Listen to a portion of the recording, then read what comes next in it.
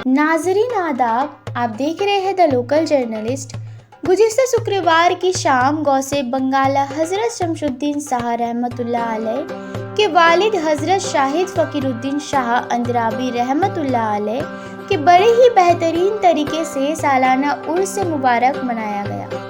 कोलकाता के राजा बाजार के मूसा सेठ कब्रिस्तान में जहां मुरीदों ने कुरान पाक की तिलावत की और आवाम के दरमियान लंगर तस्कीन की। और क्या कुछ कहना है उर्स में आए तमाम गेस्ट और ऑर्गेनाइजर्स का, आगे देखिए वीडियो में पूरी रिपोर्ट।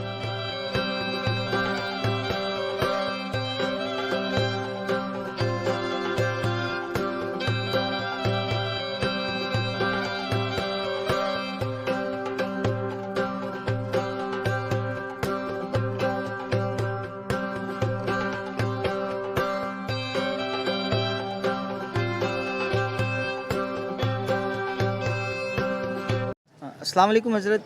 जैसा कि आज हज़रत फ़खरुद्दीन शाह रहमतुल्लाह अलैह की जो है उर्स मुबारक मनाई जा रही है, क्या कहना चाहेंगे इस सिलसिले में? वालेकुम अस्सलाम व रहमतुल्लाहि व बरकातुहू।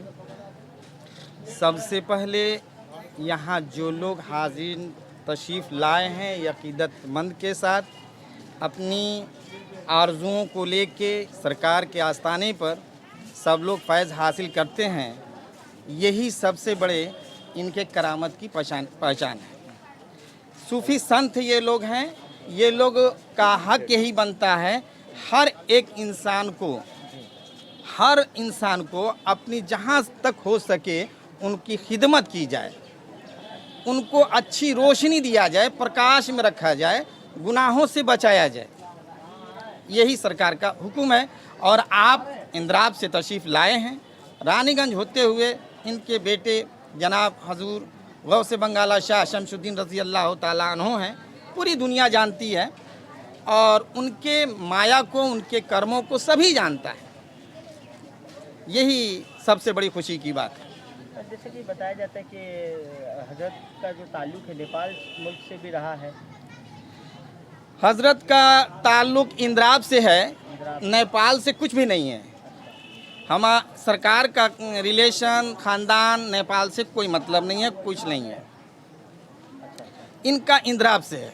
इंद्राब से जी, इंद्राब से कश्मीर आए, बारामूला आए, अमृतसर आए, फिर बिहार में अजीमाबाद रुके, फिर यहाँ तशरीफ़ लाए। और आपकी शादी बिहार में शेरपुर माइल में है और आप अपना मकान बनाए थे पटना में अजीमाबाद, जी वहीं रहे और अपने बच्चों की परवरिश पालन उन्होंने वहीं से किया और ज़माने को रोशनी देने के लिए वो हुनर भर दिया।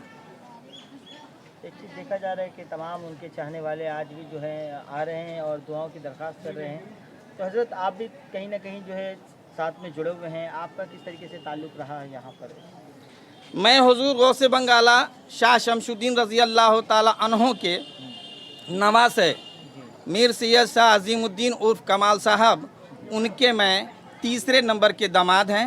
मैं उनके नतीन दामाद हुआ हुजूर गौसे बंगाला का। मेरा नाम मीर सैयद शाह नफीस आलम है।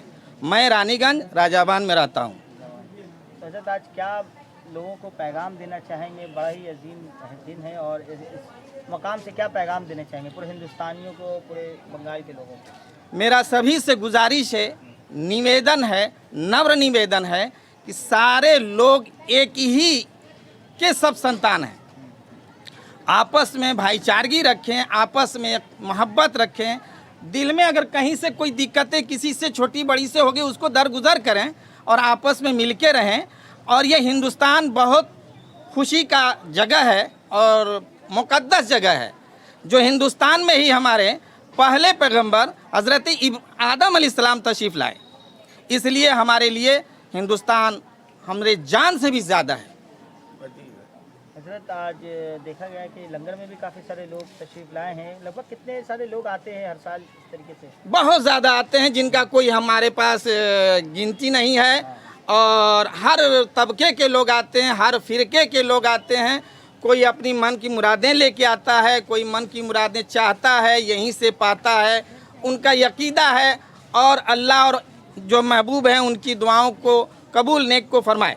आमीन आमीन। बहुत बहुत शुक्रिया हजरत हमारे साथ जुड़ने आमीन आमीन। उसमें आए हैं, कैसा लग रहा है और लोगों की खिदमत करते हुए और कैसा महसूस हो रहा है? हम लोग तो आज से नहीं 40 साल से हम लोग का दादा परदादा करते हुए आ रहे हैं। ये सिलसिला हुआ, ये गौसे बंगाला का वालिद साहब का दरगाह है, सैयद फ़खरुद्दीन शाह इंद्राविया उर्फ दादा पीर। तो इनका उर्स होता है और सबको देख ही रहे आप, बैठा के खिलाया भी जा रहा है, पार्सल भी दिया जा रहा है। अब वो हम लोग के छोटे हुजूर है, बैठ के खा रहे हैं, सैयद अकबर शाह। अब सब अल्लाह ने, सरकार ने करवा रहे हैं, उन लोग दुआ कर रहे हैं अल्लाह ताला से, काम होते जा रहा है। कहाँ से तशरीफ लाए हजरत? कलकत्ता से या ये हुए रानीगंज के सज्जादे नशीन और इनके अंडर में 4 मज़ार है, कलकत्ता, रानीगंज, पटना और नेपाल। चारों का डिसीजन और कुछ भी आगे पीछे ताउन जो भी सब इन्हीं का निर्देश से होता है। इनके पहले बड़े भाई थे वो सैयद अरब शाह, उन पर्दा फरमा लिए कुछ महीना पहले, तो इनका भी खिलाफत दिया हुआ था इनके वालिद साहब ने, तो अभी ये बैठे हैं। हजरत हजरत फ़खरुद्दीन अंद्रावी रहमतुल्लाह अलैह साहब का जो है ये उर्स जो है नेपाल में भी होता है? नहीं, ये सबका अलग अलग उर्स होता है। जैसा गौसे बंगाला का उर्स आपका बंगला चांद में होता है, 4-5 फागुन बंगला का चांद है, वो फरवरी में फिक्स्ड है। कहीं बंगला चांद फिक्स रहता है, हम लोग का उर्दू चांद 11 दिन करके घटता है, मगर बंगला चांद 1 दिन आगे पीछे होता है। और इनका कौन सा रहता है? इनका उर्दू चांद में है। ये आपका जो 12वीं शरीफ का 5-6 दिन पहले होता है, 12वीं शरीफ आपका 12 तारीख को होता है, इनका 5 या 6 तारीख को होता है। चलिए बहुत बहुत शुक्रिया भाई नमस्ते। आज लगभग कितने सारे लोगों को तबरुक तकसीम किया गया है? हम लोग तो 2000 आदमी का इंतज़ाम किया है, यहाँ के भी लोगों को और रानीगंज, पटना, नेपाल, उन लोग सब मिला के है। जितने भी मुरीदीन लोग हैं, जो भी सरकार के चाहने वाले हैं, आप देख ही सकते हैं, आ रहे, खा रहे, पार्सल भी लेके जा रहे हैं। शुक्रिया भाई, शुक्रिया। हजरत से बात कर ले। जो है उर्स मुबारक जो है मनाया जा रहा है, हजरत फ़खरुद्दीन अंद्रावी रहमतुल्लाह अलैह, क्या कहना चाहेंगे हजरत? आप तो साहबजादे रहे। देखिए ऐसा है कि हम लोग तो बचपन से यहाँ पर आना जाना, और ये बाबा फ़खरुद्दीन हैं जो उनके वालिद हैं, बाबा शमशुद्दीन रानीगंज में जो है उनके वालिद हैं। हम लोग 2 भाई हैं, एक बाबा शमशुद्दीन, बाबा कमरुद्दीन जो पटना में है, बाबा शमशुद्दीन रानीगंज में है, और बाबा फ़खरुद्दीन जो वालिद हैं वो यहाँ पर हैं। तो हर साल इसी तरह का होता है यहाँ पर। अपना ये सितंबर का एंड तक का कभी डेट 1-2 दिन इधर उधर हो जाता है, मतलब वो चांद के हिसाब से होता है, एक्चुअली चांद के हिसाब से, इंग्लिश के हिसाब से कभी आगे पीछे होता है। और फरवरी में जो है 16 से 17-18 फरवरी को वहाँ पड़ता है रानीगंज में, उस वक्त बड़े अच्छे से। यहाँ कब्रिस्तान है तो वो ऐसे नॉर्मली तरीके से होता है, यहाँ कवाली वगैरह नहीं होता है, कब्रिस्तान है। हाँ कब्रिस्तान है, मिलाद होता है, फिर संदल होता है, और उसके बाद इसी पीस तरीके से खाना वगैरह होकर। और कौन कौन सी जगह पर जो है प्रोग्राम होता है इस तरीके का? इनके जो नस्ल के हैं 2 हैं, एक बाबा शमशुद्दीन रानीगंज में, वहाँ तो फरवरी में बहुत ज़ोर शोर से होता है, मेला लगता है काफ़ी दिन, अब काफ़ी शानदार तरीके से होता है। इनका और पटने वाले का दरअसल दूसरे टाइप का होता है, यहाँ कब्रिस्तान के वजह से, हाँ, और पटना वाले हैं वहाँ भी होता है सही तरीके से। रानीगंज की तरह नहीं होता है, रानीगंज का बहुत ज़्यादा होता है। हजरत ये देखा जा रहा है कि कब से ये सिलसिला शुरू हुआ है और किस तरीके की मैसेजेस रही बाबा के हमारे जो हैं लोगों को? मैसेजेस तो क्या बोलूँ, क्या बयान दूँ आपको। माशाल्लाह आज हमारा भी एक एज हो रहा है, बचपन से हम लोग, हमारे पुरख जो हैं वो हमारे सब नस्ल चले आ रहे, कंटिन्यू यहाँ से चलता रहता है हमारा नस्ल से। बट ये है कि कोई कहना नहीं है, गौसे बंगाला को उनको टाइटल दिया गया है, गौसे बंगाला, एक्चुअली उनका नाम है बाबा कहते शमशुद्दीन। हैं हिंदुस्तान जो है पीर फकीरों का मुल्क है, उन्होंने ही इस मुल्क को संवारा और लोगों के अंदर जो है एकता भाईचारगी का जो पैगाम देकर इस्लाम को आगे तक फैलाया। तो क्या कहेंगे आप कि उनके आल से हैं और क्या मैसेज देना चाहेंगे? देखिए नमाज तो बख्शाई नहीं है, ठीक है, नमाज तो सबके पर एकदम फ़र्ज़ है।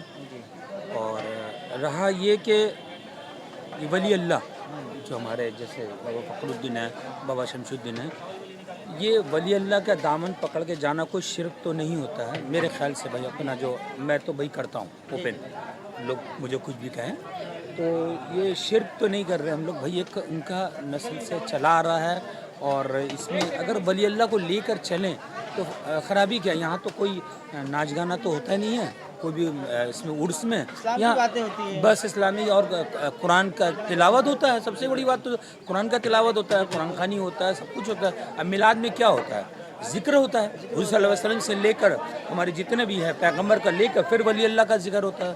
तो इसमें कुछ खराबी नहीं है, हम तो भाई करते हैं, करते रहेंगे। अमन अमान का पैगाम एक दिया जाता है ऐसे दरबारों से, क्या अमन अमान का पैगाम भी दिया जाता है। सबसे बड़ी बात तो देखिए यहाँ पे तो हम लोग कोई जोर शोर नाच गाना तो नहीं कर रहे हैं। अमन भाई शांति के तरीके से पढ़ते हैं, सर झुका के रहते हैं, और एक अमन भी होता है और एक दिली सुकून भी होती है। बहुत बड़ी बात दिली सुकून नमाज़ पढ़ने से तो होती है, बट यहाँ भी जितने वली अल्लाह है, जितने हमारे जैसे ख्वाजा गरीब नवाज़ के वहाँ जाकर हम लोगों को सुकून मिलता है, तो उसी यहाँ पे हर दरगाह में सुकून मिलता है। दरगाह में तो ऐसा नहीं कोई गलत मैसेज दिया जाता है। दरगाह में बस सर झुका के वहाँ अपना फरियाद जो होता है, जैसे अल्लाह से मांगते हैं, इनके ज़रिए फिर मांगते हैं, यही होता है। नमाज में अल्लाह से डायरेक्ट मांगते हैं, और वली अल्लाह के जब दरबार में आते हैं इनके ज़रिए से मांगते हैं। इनसे ये नहीं कहते हैं कि भाई आप दे दीजिए, ऐसा नहीं करते हम लोग। इनके ज़रिए से अल्लाह से हमारे लिए फरमाइश की, अल्लाह से हमारे लिए दुआ कीजिए, इस तरह की बातें होती हैं। बहुत बहुत शुक्रिया हज़रत, आपसे बातें करके बहुत बेहतरीन लगा और बहुत सारी अच्छी अच्छी बातें आपने बताया हमारे सामईन को। अल्लाह आपको उसका अज़र दे और अल्लाह आपको और भी बेहतरीन अच्छे से बस दुआ में याद रखिएगा। और मैं सभी को मैसेज देता हूँ कि ये जो गलत आप लोग बोलते हैं मज़ार जाने से शिरक है, ये है वो, ये ऐसा मत सोचिए।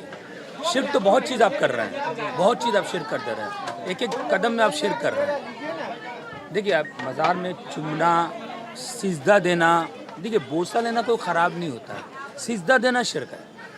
अल्लाह के आगे किसी को सिजदा नहीं दिया जाता, हमारे इस्लाम में है। बोसा तो रिस्पेक्ट में दिया जाता है। बोसा रिस्पेक्ट और बस, और कुछ भी नहीं। मैं सभी को मैसेज दूंगा कि भाई इस तरह का ना करें। भाई आपको नहीं समझ में आता मत जाइए ना, आप नहीं जाइए, कोई दरगाह मत जाइए, मगर आप जो गलत मैसेज देते हैं ये गलत है, जाना नहीं चाहिए। भाई हम भी तो नमाजी हैं, हम भी तो जाते हैं, कोई बात नहीं, क्या है खराबी क्या है। कब्रिस्तान में भी तो लोग जाते हैं, फातिहा पढ़ते हैं ना, तो बस और क्या है। यहाँ भी वली अल्लाह है तो कब्रिस्तान और वली अल्लाह से नहीं मिलाएंगे, मगर यही है कि बस हम लोग पढ़ते हैं, फातिहा पढ़ते हैं, इसमें कोई खराबी तो नहीं है इसमें। बहुत बहुत शुक्रिया सर, बहुत बहुत शुक्रिया। खुदा हाफिज़। हज़रत आपका थोड़ा नाम और पूरा डिटेल। खैर आप तो जानते हैं मेरा नाम ज़ैद आलम और बबलू घर का नाम है ज़ैद आलम।